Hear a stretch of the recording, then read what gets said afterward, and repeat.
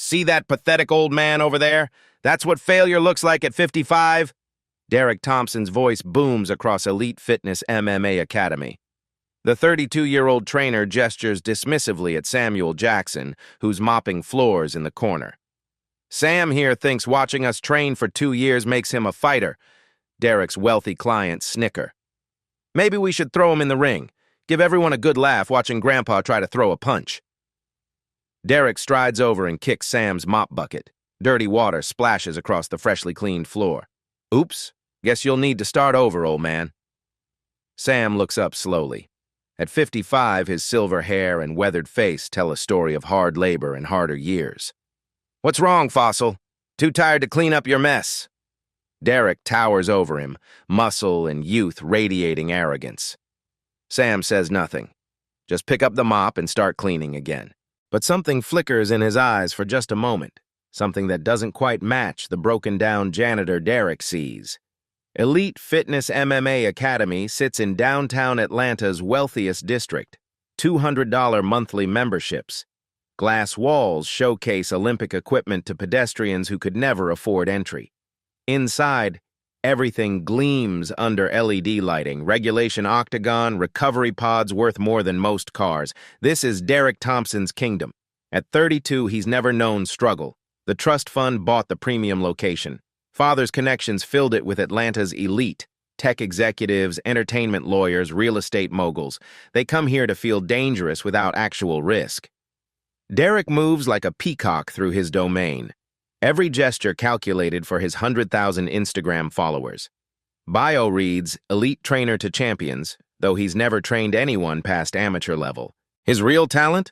Selling toughness fantasies to men who've never thrown real punches. Samuel Jackson enters through the back door at 11 p.m. 2 years working this shift, cleaning until 6 a.m. while the privileged sleep.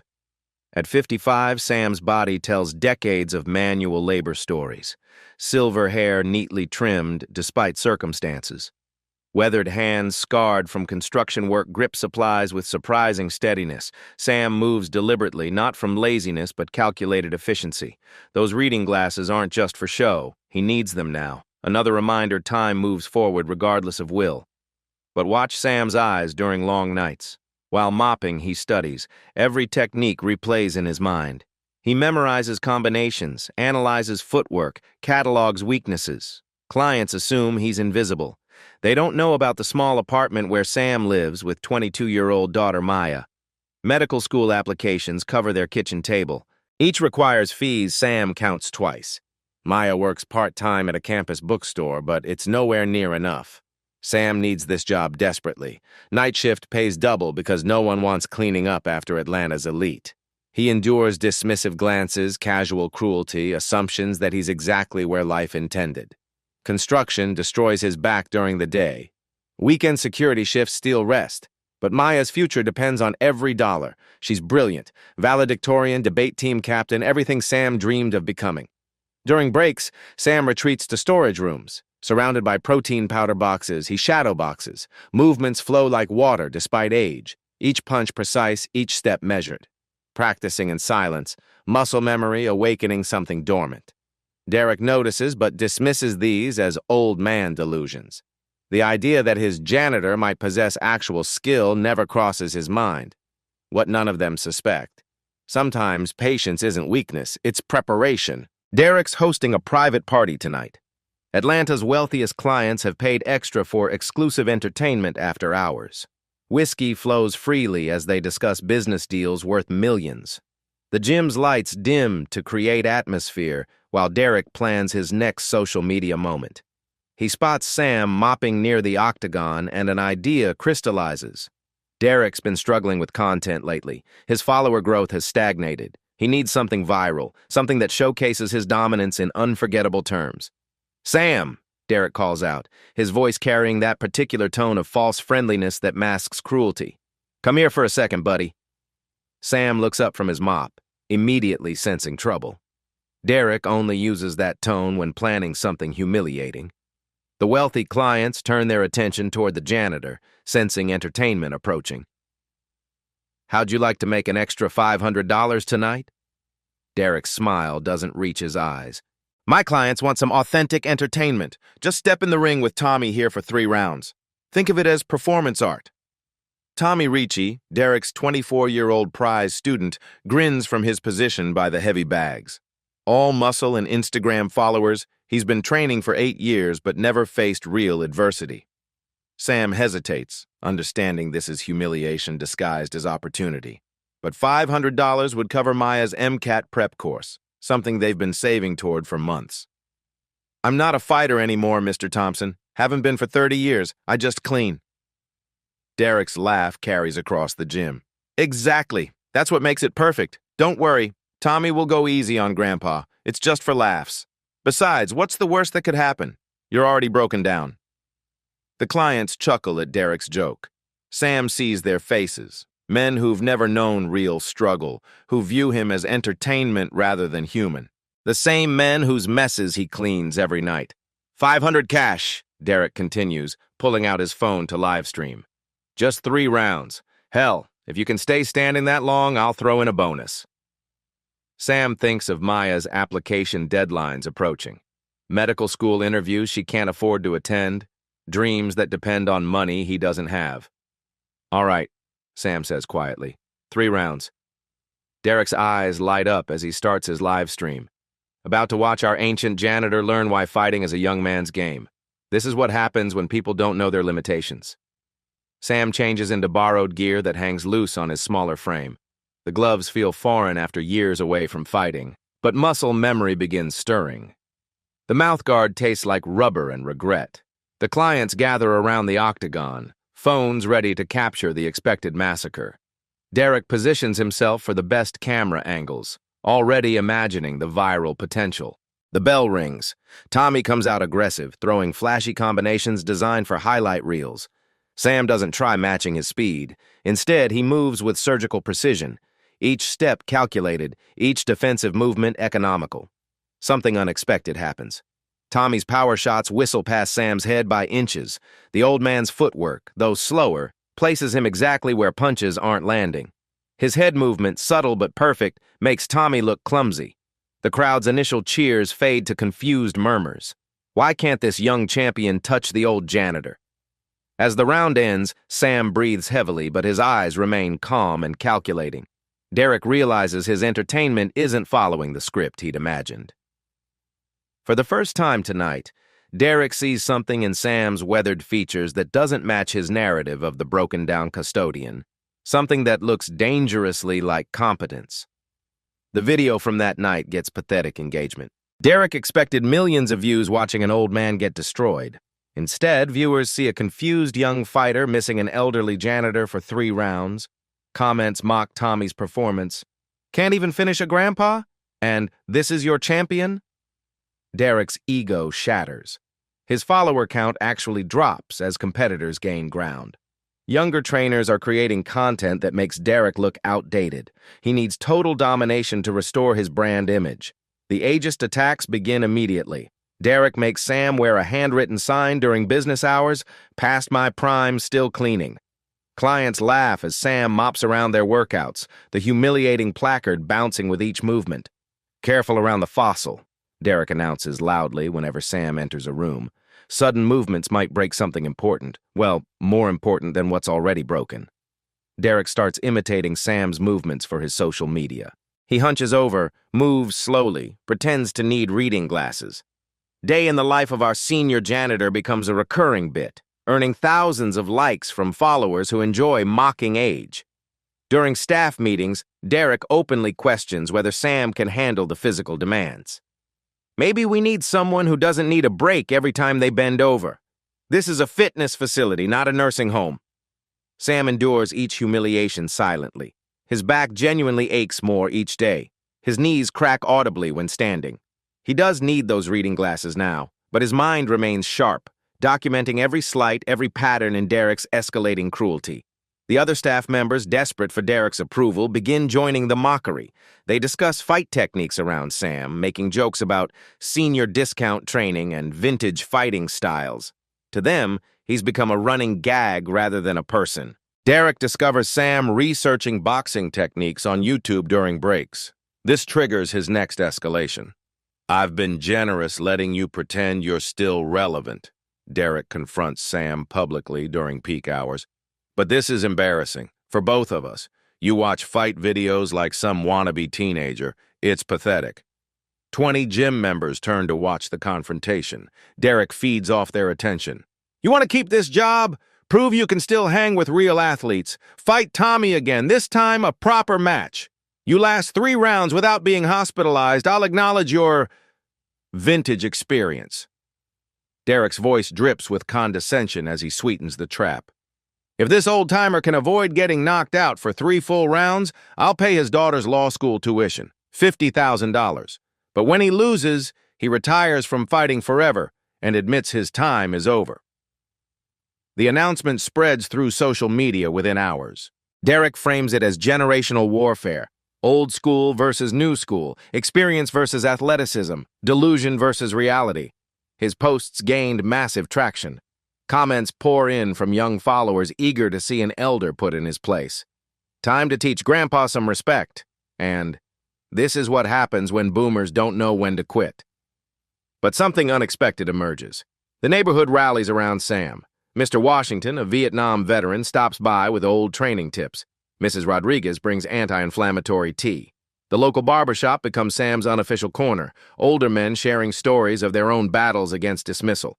Derek's confidence soars as he plans the spectacle. Tommy's 24, peak condition, 10 years of professional training. Sam's 55, moves like his grandfather, probably pulls muscles getting dressed. This beating will be so complete it'll trend for weeks, Derek tells his inner circle.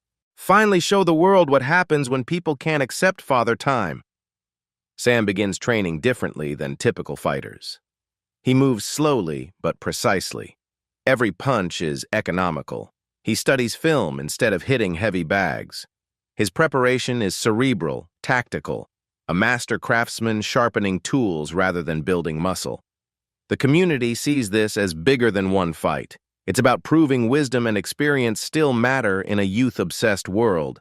Local seniors, veterans, working-class folks, everyone's invested in Sam proving that age doesn't equal irrelevance. 3 days before the scheduled fight, Derek's harassment reaches its peak. He's created a countdown timer on his social media, days until retirement with Sam's photo. The psychological pressure builds as Derek's followers flood Sam's neighborhood social media with ageist comments. But that evening, Sam finds an anonymous note slipped under his apartment door. Age is just a number when you have real skill. Show them what old school looks like. Some of us remember when fighters were warriors, not performers. The note isn't signed, but Sam suspects it comes from someone who understands that this fight represents more than entertainment.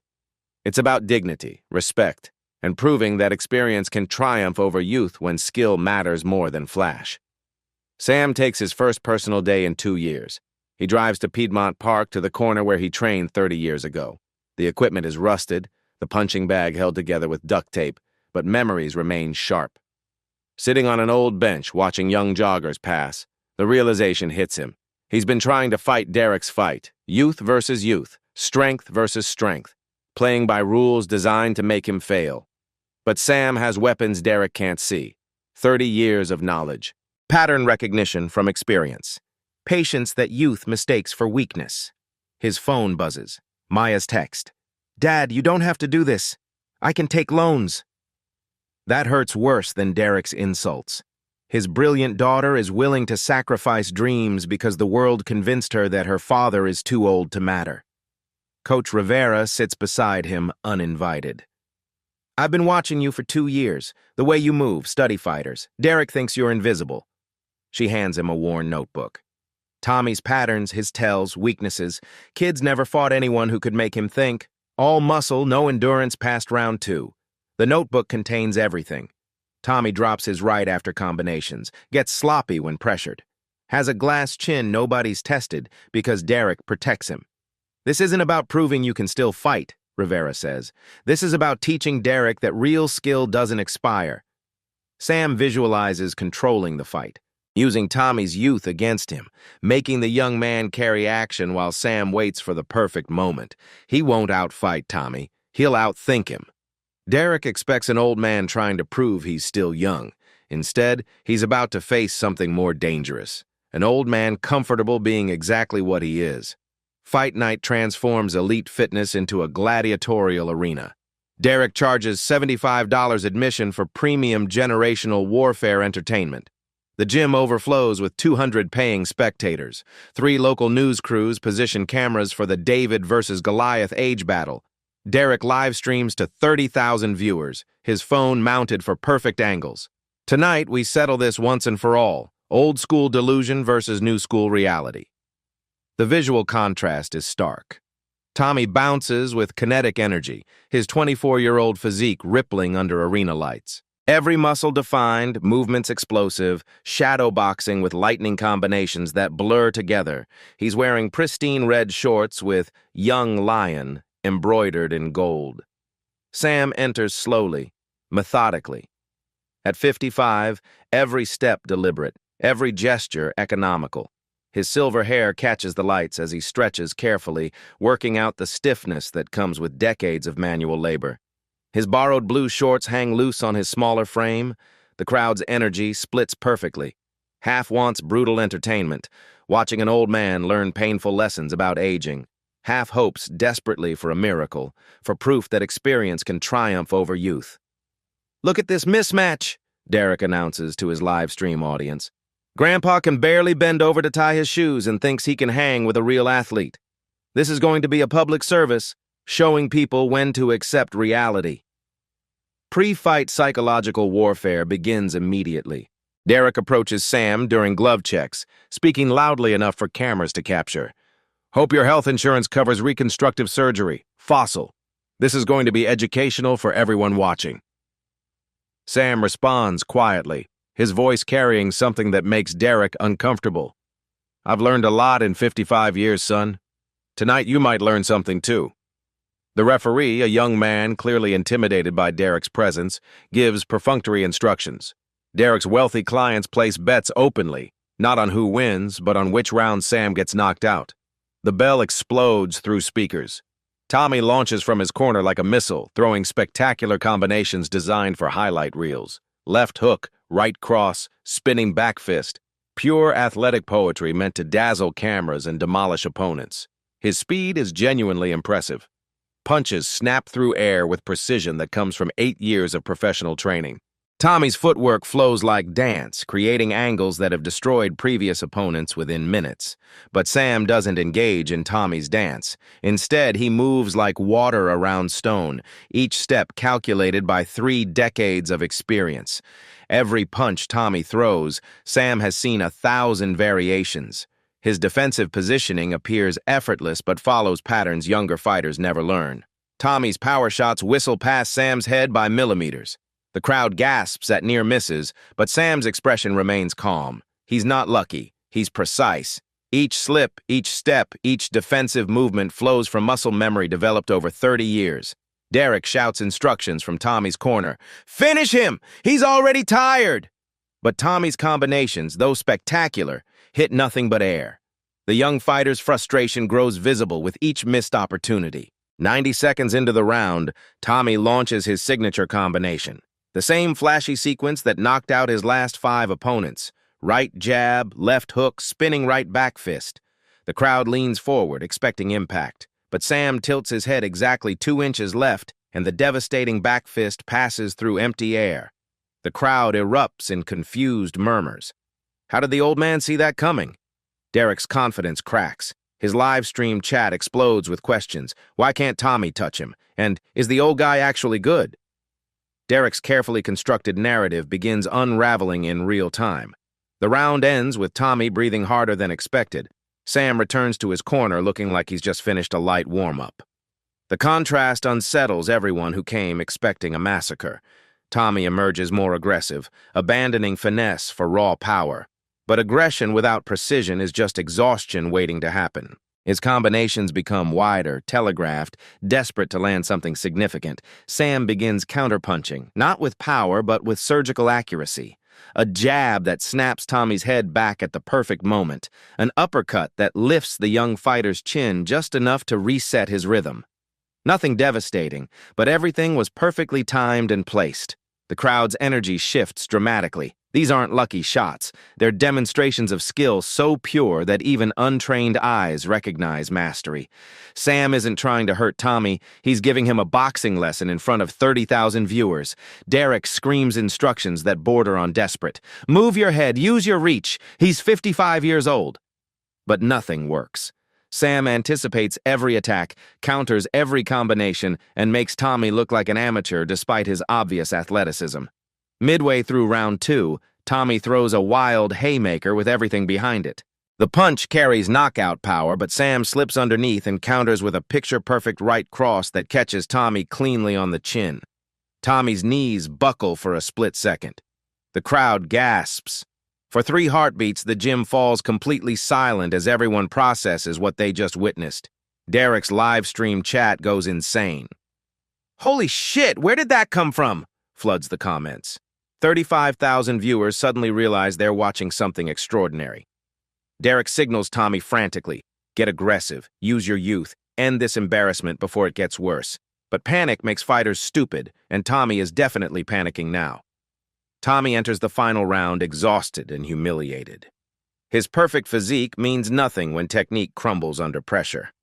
Sweat pours down his face as he realizes he's being outclassed by a man old enough to be his father. Sam recognizes the moment every experienced fighter knows, when youth's impatience finally defeats itself. Tommy's breathing is labored, his combinations sloppy, his defense non-existent. The young man charges wildly, throwing everything he has with no regard for consequences. The crowd senses the end approaching.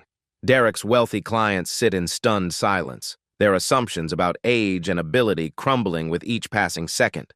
With 30 seconds left in the fight, Tommy lunges with a telegraphed overhand right, putting all his remaining energy behind one desperate finishing blow. Sam sees it coming from a mile away. The physics are absolutely flawless. Sam slips the punch by the smallest margin and counters with complete perfection. His right cross lands exactly as Tommy moves forward off balance, maximizing impact through timing rather than power. It's not about strength. It's about 30 years of knowing exactly when and where to strike. The punch connects with a sound that echoes through the silent gym.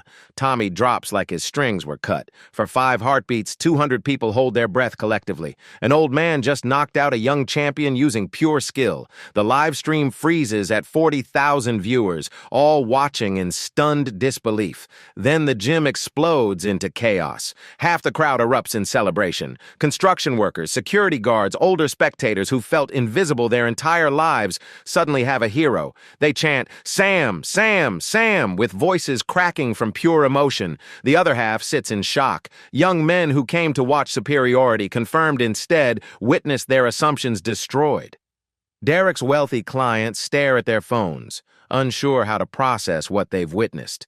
Sam immediately kneels beside Tommy, checking his condition with genuine concern. This image, the victor showing respect and sportsmanship after devastating victory, captures everything the moment represents. Derek's reaction is pure, unfiltered fury. Instead of honoring his $50,000 bet, he screams that Sam cheated somehow, that it was impossible, that old men don't knock out young athletes. His protests sound increasingly desperate against the evidence everyone just witnessed. Within minutes, fight footage spreads across every social media platform, #OldSchoolKnockout and #NeverTooOldTrend worldwide. The video accumulated 5 million views in 6 hours, climbing toward 10 million by morning. Comments pour in from around the globe. Grandparents share the clip with tears of pride. Retirement communities celebrate like they've won championships. Working-class heroes finally have their moment of complete vindication. Boxing legends analyze Sam's technique on sports shows. Commentators praise his patience and precision. The fight transcends sports entirely. It becomes a symbol of dignity, triumphing over dismissal, experience defeating arrogance. But Derek's humiliation runs deeper than losing money or credibility. His entire brand, youth, strength, genetic superiority, lies shattered on the canvas beside his unconscious student. As Sam celebrates with Maya and neighborhood supporters, Derek's eyes burn with something darker than embarrassment. If he can't destroy Sam through athletics, he'll use every advantage his money, connections, and privilege provide. The real war is just beginning. Derek's humiliation festers for exactly 18 hours before he calls his lawyer. At 6 a.m., the morning after his public destruction, he sits in his penthouse apartment surrounded by privilege and plotting revenge. The viral video has been viewed 12 million times. Every comment section mocks his unbeatable champion getting knocked out by a janitor. His first call goes to Marcus Whitfield, senior partner at Atlanta's most ruthless law firm. Whitfield's client list reads like Forbes magazine: tech billionaires, entertainment moguls, politicians who've never lost elections. He specializes in destroying people who threaten his clients' interests. "Marcus, I need that old bastard buried." Derek's voice carries the particular venom of entitled men facing consequences. "I don't care what it costs. Assault charges, endangering the elderly, operating illegal fights, whatever sticks."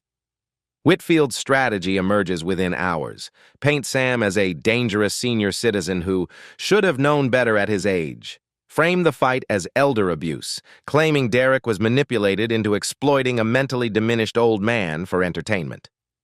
The legal papers arrive at Sam's construction site at 2 p.m. His co-workers watch him being served, rumors spreading immediately that he's in serious legal trouble. The foreman calls Sam into his office within minutes. "Look, Sam, I like you, but we can't have employees with pending assault charges operating heavy machinery. Insurance won't cover it. You're suspended until this gets resolved." Derek's publicity team moves simultaneously across multiple fronts. They contact every major news outlet with their prepared narrative. Unhinged senior citizen violently assaults young athlete in underground fight ring.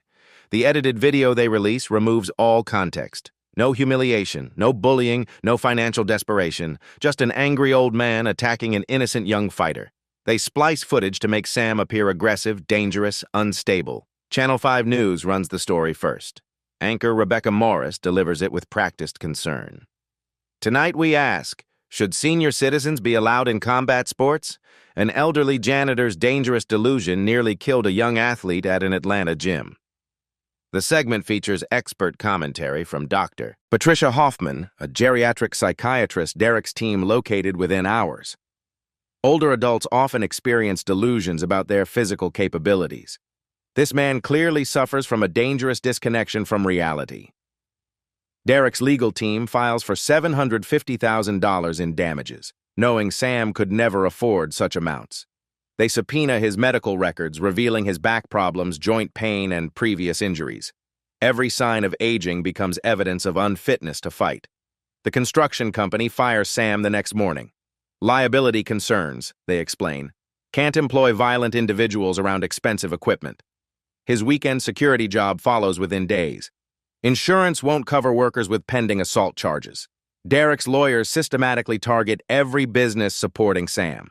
Mrs. Rodriguez receives health department inspections after 20 years without violations. Mr. Washington's barbershop faces sudden zoning complaints. Pastor Williams discovers his church's tax-exempt status under review. The neighborhood feels pressure designed to isolate Sam completely. Friends distance themselves, terrified of legal retaliation. Local businesses stop offering support, afraid of Derek's well-funded legal machine. Derek's social media campaign proves devastatingly effective. His 100,000 followers share the edited video with comments like, "Lock up dangerous seniors," and "This is what happens when old people don't know their place." The hashtag #ElderlyViolence trends for 3 days. Young people mock Sam's age, posting memes about grandpa rage and nursing home fights. The narrative shifts completely. Sam becomes the aggressor, Derek the victim of elder abuse. Maya watches her father's reputation destroyed in real time. Her law school interviews are postponed indefinitely. Classmates avoid her. Professors express concern about her family situation. Everything they've worked toward crumbles under Derek's systematic assault. The settlement offer arrives on a Friday afternoon. Derek's terms are designed for maximum humiliation. Sam admits guilt, pays $75,000 in medical costs, publicly apologizes for setting a dangerous example for seniors, and promises never to fight again. The deadline creates artificial urgency, 48 hours to decide. Derek announces it publicly, forcing Sam to choose between accepting society's ageist limitations or risking complete financial annihilation. Local news covers the ultimatum like entertainment. Will the dangerous senior accept responsibility or continue threatening public safety? The question frames Sam as inherently guilty regardless of choice. Derek appears on morning talk shows as the reasonable victim. "I just want him to get help. he tells sympathetic hosts. Senior citizens need to accept their limitations before someone gets seriously hurt. The psychological pressure becomes unbearable. Sam sits in his empty apartment surrounded by bills he can't pay, job applications he can't submit, and a daughter whose future hangs in the balance. Every mirror reflects a man society insists should surrender dignity for peace. Maya finds her father staring at the settlement papers at 3 a.m. Dad, maybe they're right. Maybe this is the best we can do. I can take out loans, work longer, wait for law school. For the first time since the fight, Sam considers accepting defeat. Derek has infinite resources, political connections, and social media reach. Sam has none of those advantages. Fighting back seems impossible when the entire system protects wealth and privilege. But that same night, Coach Rivera works alone in her gym office, surrounded by documents that could change everything. She spent 2 weeks investigating Derek's background, discovering patterns of exploitation spanning years. The evidence sits in manila folders on her desk, financial records, complaint letters, witness statements, recorded conversations. Derek hasn't just targeted Sam. He's built an entire business model around systematic abuse. Rivera seals everything in an overnight envelope addressed to Sam's apartment. The note inside reads simply, "The truth has been waiting for someone brave enough to use it. Some fights are bigger than one man's pride." Saturday morning, Sam signs for the package with shaking hands. Inside, he discovers Derek's real history, not the polished image sold to the public, but the calculated cruelty of a man who made a career of destroying people society considers disposable. The evidence changes everything. This isn't about one fight between two men. It's about systematic oppression, about how power protects itself by convincing victims they're powerless. Sam stares at the settlement papers for the last time, then tears them in half. If Derek wants war, he'll get one, but not the war he expects. Sam studies Rivera's evidence through the weekend like a general planning siege warfare. The manila folders contain 5 years of systematic exploitation, financial records showing discriminatory pricing, recorded conversations revealing Derek's true philosophy, witness statements from victims too scared to speak publicly. Derek hasn't just targeted older people. He's created an empire built on identifying and exploiting anyone society considers vulnerable. The elderly, minorities, working-class families, anyone without social media followers or legal representation. The smoking gun sits at the bottom of the stack.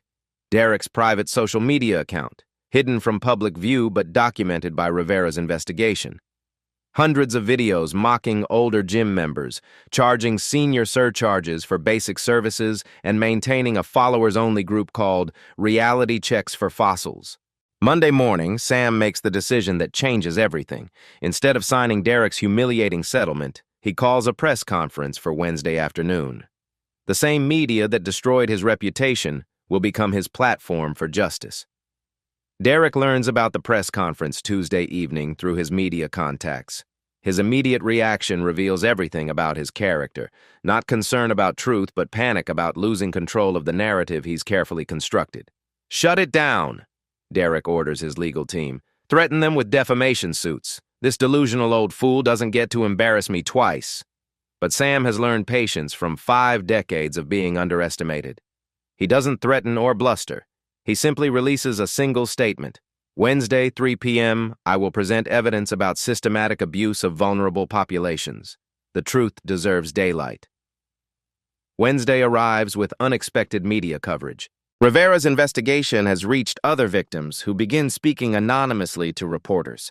Stories emerge of elderly gym members overcharged for services, working-class families denied access, systematic harassment disguised as tough love. The press conference takes place in the same community center where Sam now trains. 50 reporters crowd into a space designed for 30. Major networks send crews after smaller outlets report devastating preliminary evidence. Sam approaches the podium slowly, deliberately. At 55, he looks every day of his age. Silver hair, weathered face, reading glasses reflecting camera lights. But his voice carries complete confidence. 5 days ago, Derek Thompson offered me a settlement that required admitting I was too old to defend myself. Today, I'm here to discuss who really needs to accept responsibility. Sam presents evidence methodically, like a prosecutor building an airtight case. Financial records showing elderly customers charge double for services. Recorded conversations where Derek admits targeting people too weak to fight back. Video evidence of systematic harassment spanning years. The most devastating evidence comes from Derek's own words, recorded during a private training session 6 months earlier. His voice fills the silent room. The beauty of this business is identifying marks who won't fight back. Old people are perfect. They're grateful for any attention and too embarrassed to complain about treatment. It's basically printing money. The room erupts. Reporters shout questions. Camera flashes explode. Derek's carefully maintained image shatters completely in 30 seconds of his own voice. Derek's response reveals his true character under pressure. Rather than accepting responsibility, he doubles down on victim blaming. His emergency press conference that evening showcases a man completely disconnected from consequences. "This is exactly what I warned everyone about," Derek tells sympathetic local news anchors. Bitter old people making up stories when they can't accept reality. Sam Jackson is clearly suffering from age-related mental decline. The comment backfires spectacularly. Derek's own wealthy clients, many over 50 themselves, recognize the ageist assumptions they've been ignoring. His victim-blaming strategy alienates the exact demographic that funds his business. Social media turns against Derek overnight. His followers discover the private account Rivera exposed, seeing years of content mocking people they love. Grandparents, parents, older relatives. The hashtag #DerekExposed trends worldwide as people share their own stories of age discrimination. Derek's business model collapses within days. Clients cancel memberships en masse. Corporate sponsors distance themselves from his brand. Instagram removes his private account for harassment violations. His perfect image becomes radioactive. The legal reversal happens swiftly. Derek's own lawyers, seeing the evidence and his public breakdown, quietly withdraw from his case. The overwhelming proof of systematic discrimination triggers federal civil rights investigations. Sam's transformation during this period proves remarkable. He realizes this was never about one fight between two individuals. It's about challenging systems that protect privilege while crushing dignity. The climax isn't physical, it's intellectual and moral. Sam doesn't need to throw another punch. His patience, strategic thinking, and commitment to truth defeat Derek more completely than any knockout could achieve. Derek's downfall accelerates like an avalanche. Within 1 week, he loses his gym lease, his business certifications, his social media presence, and his reputation. Federal investigators freeze his assets pending investigation into discriminatory business practices. His wealthy clients, discovering their trainer built his empire on systematic abuse, file collective lawsuits for fraud and misrepresentation. The man who claimed superiority over everyone faces criminal charges from multiple jurisdictions. The community that Derek tried to silence through legal intimidation rallies around truth. Mrs. Rodriguez reopens her store with neighborhood support. Pastor Williams's church becomes a meeting place for Derek's victims sharing their stories.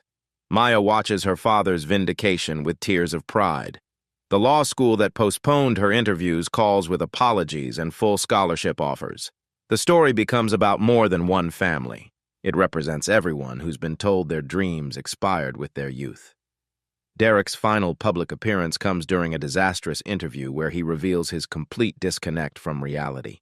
Asked about the evidence against him, he responds, "These people need to accept that success requires natural superiority. I was doing society a favor, showing them their limitations." The interviewer stares in stunned silence. Derek has just admitted, on live television, to the systematic oppression he's been denying for weeks. Sam watches the interview from his apartment, surrounded by job offers from gyms across the country. But his focus isn't on personal revenge. It's on building something better. The real victory isn't Derek's destruction. It's the community Derek tried to silence finding its voice. It's victims of ageism, racism, and class discrimination discovering they're not alone. It's society beginning to question assumptions about who deserves respect. Sam looks at his daughter, sees her future secure, and realizes the fight was never really about proving he could still compete with younger men.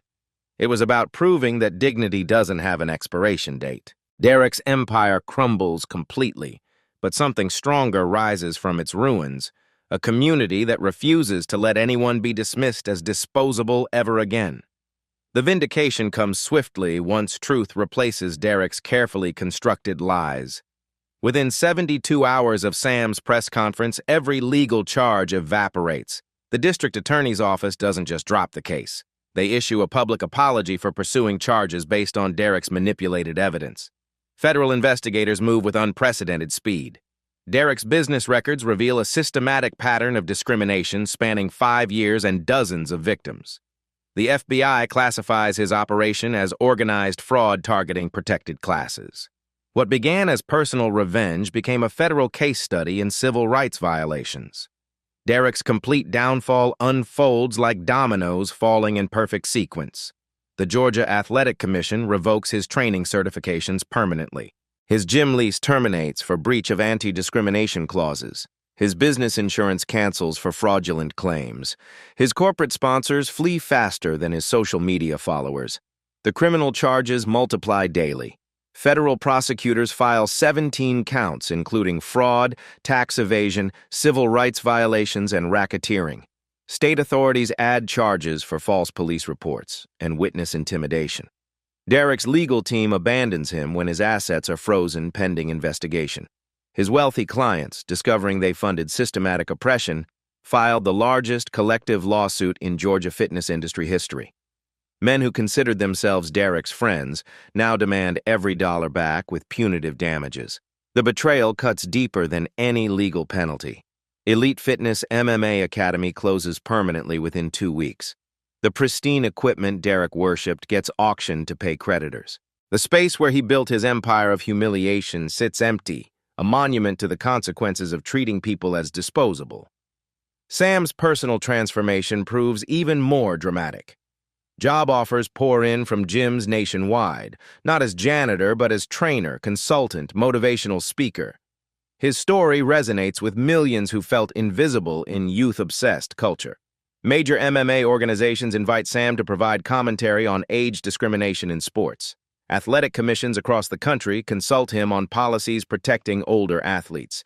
His viral knockout becomes required viewing in sports psychology courses studying mental toughness. Maya's future explodes with possibilities beyond their wildest dreams. Harvard Law School offers a full scholarship plus living expenses. Yale follows within hours. Stanford creates a special program for students whose families have overcome systematic discrimination. Every door Derek tried to close opens wider than before. The neighborhood that rallied around Sam experiences its own renaissance. Mrs. Rodriguez's store becomes a community gathering place. Pastor Williams's church hosts support groups for discrimination victims. Mr. Washington's barbershop displays newspaper clippings celebrating their local hero. Local crime drops 30% as young people find role models who look like them and understand their struggles. Sam's story proves that dignity and skill transcend age, race, and economic status. The community discovers strength in unity that Derek's divide-and-conquer tactics couldn't destroy. Rivera transforms the defunct elite fitness space into timeless training, an intergenerational community center where skill matters more than demographics. Sam becomes head instructor, teaching techniques to all ages while emphasizing respect over dominance. The opening day draws massive crowds.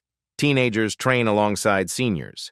Working-class families access professional instruction previously reserved for the wealthy. Everything Derek built on exclusion becomes inclusive, welcoming, transformative. Derek's personal fate serves as perfect poetic justice. Federal prison strips away every advantage he once enjoyed.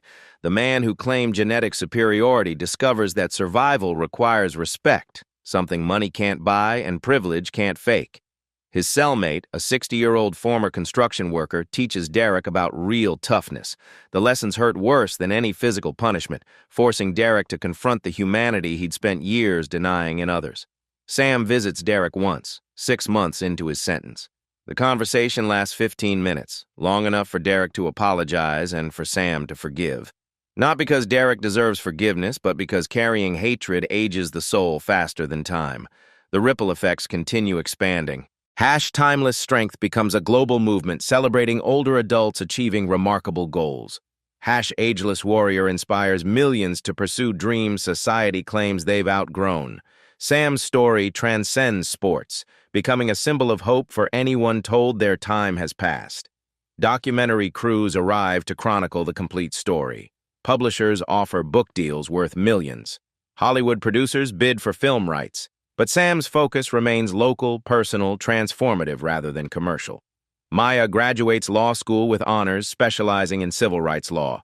Her first case involves age discrimination at a tech company where older employees face systematic harassment. The precedent her father set helps her win decisively. The final image of justice comes 2 years later. Derek, released on parole, works as a janitor at a community college gym. He moves slowly, humbly, learning what Sam always knew, that dignity comes from character, not position. Sam, now 57, continues training fighters and inspiring communities. His silver hair has grown whiter, his back aches more frequently, but his eyes burn with purpose. He's found something more valuable than youth, wisdom worth sharing.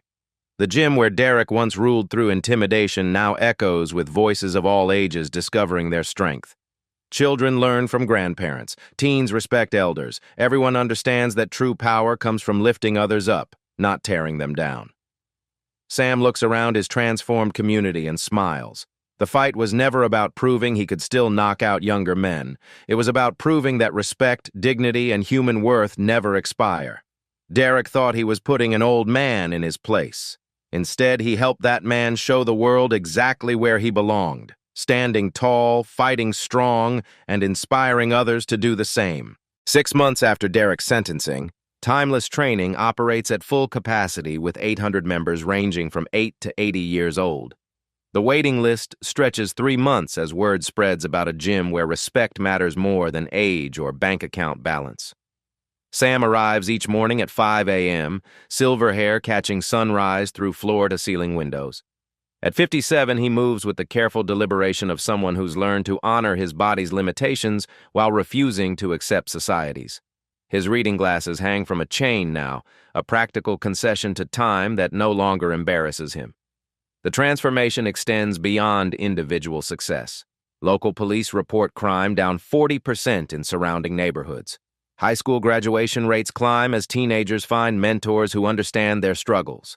Senior centers across Atlanta request Sam's program model, recognizing the power of intergenerational connection. Maya completes her first year at Harvard Law with perfect grades and a summer internship at the ACLU's Age Discrimination Division. Her law review article, Fighting Back Legal Strategies Against Systematic Ageism, becomes required reading in civil rights courses nationwide. Derek's federal sentence, 36 months plus restitution, serves as precedent for prosecuting discrimination disguised as business practice. His case study appears in law enforcement training programs nationwide. The man who built his identity on superiority becomes a cautionary tale about the consequences of treating humans as disposable. Sam's book, Never Too Late, Fighting Age Discrimination One Day at a Time, debuts at number 3 on the New York Times bestseller list. All proceeds fund scholarships for working-class students over 40 pursuing delayed education dreams. The dedication reads, "For everyone told their time has passed, your time is now." The Timeless Training model spreads to 37 cities across America and 12 countries worldwide. Each location follows Sam's core principle: skill development without age limits, respect without economic barriers, community without discrimination. Documentary filmmaker Ava DuVernay's The Longest Fight premieres at Sundance, chronicling Sam's journey from invisible janitor to international symbol of dignity. The film wins the Audience Award and sparks congressional hearings on workplace age discrimination. Timeless Strength evolves into a global movement with over 2 million followers sharing stories of achievement beyond society's expectations. Grandparents complete marathons. 50-year-olds start new careers. 70-year-olds launch businesses. Age becomes irrelevant when passion meets preparation. Corporate America takes notice. Companies implement age-inclusive hiring policies after facing public pressure from Sam's supporters. The Derek Effect, named after the cautionary tale, describes businesses that thrive by embracing rather than discarding experienced workers. Local news stations create regular segments featuring timeless champions, community members achieving remarkable goals regardless of age. The segments consistently earn the highest ratings, proving audiences' hunger for stories celebrating human potential over youth obsession. Sam's proudest achievement isn't personal recognition. It's watching his community discover its own power. Maria, 72, wins her first amateur boxing match. James, 65, completes college after 40 years. Susan, 58, starts the nonprofit she'd dreamed about since her 20s. Sam's story isn't unique. Ageism happens in every workplace, every gym, every community. Someone you know has been told they're too old for something they love. Someone near you possesses hidden talents society refuses to see. Share your own story of overcoming age-based discrimination in the comments below. Tag an older person who inspires you to never give up on dreams. What have you been told you're too old for that you're going to pursue anyway? Subscribe to follow more stories of people fighting ageism and winning. Like this video if you believe talent has no expiration date. Share it with someone who needs to remember that experience is invaluable, not invisible. The movement continues growing because stories like Sam's prove a fundamental truth. Society's assumptions about aging are often wrong, but our assumptions about human potential are usually too small. The gym is silent now where Derek once ruled through prejudice and fear. But across town, timeless training echoes with sounds of all generations discovering strength. Teenagers learning patience from seniors, older adults discovering new capabilities. Everyone proving that respect isn't about age. The real victory wasn't one punch in one ring. It was proving that wisdom deepens with time, skill improves with experience, and sometimes the most powerful person in the room is the one everyone underestimated because of their birthday. When the world tries to tell you that you're too old, what will you show them about what experience really means? Remember, your story isn't over. Your dreams don't have expiration dates. Your time to shine might be right now, regardless of what the calendar says. The fight continues, and it's never too late to join. The story you heard today wasn't cleaned up. It was told exactly as it happened. At Black Voices Uncut, we believe that's the only way truth can live. If you felt something, hit like, comment, and your reaction, and subscribe. Every week, we bring you voices that refuse to be silenced.